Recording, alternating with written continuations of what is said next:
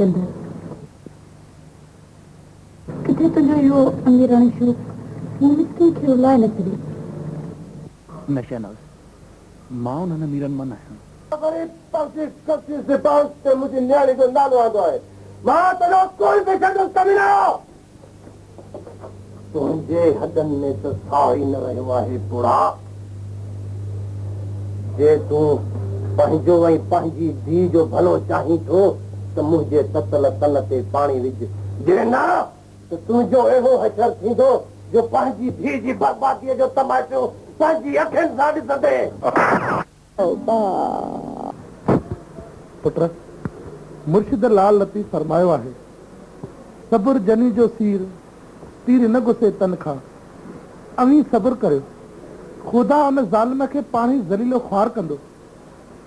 इहो त ठीकु आहे चाचा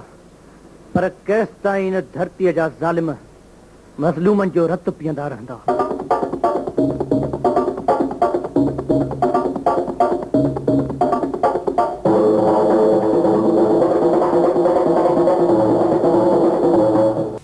मां कंहिंजी बि बर्बादी ज़िम्मेवार न आहियां बाबा नंढपिण में फ़ैसिला तव्हां कया मूं कोन तो त चरनि जी अस्पताल मां छिनाए आयो आहीं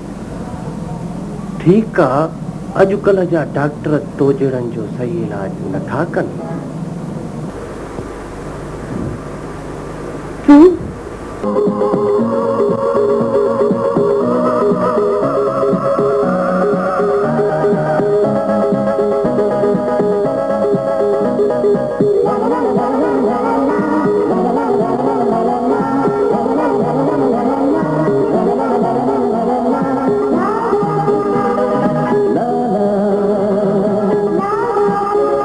खे त मूं शादी वारी रात ई ख़त्म करे छॾियो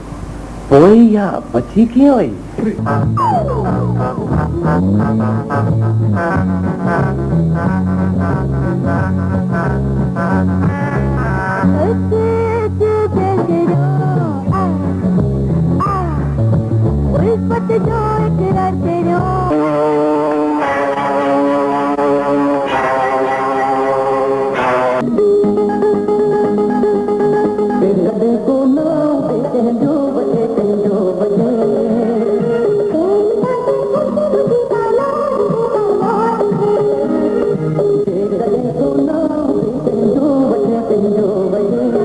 माण्हू उहो कमु करे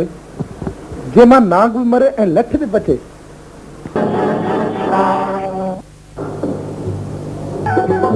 तो साथ जिंदगी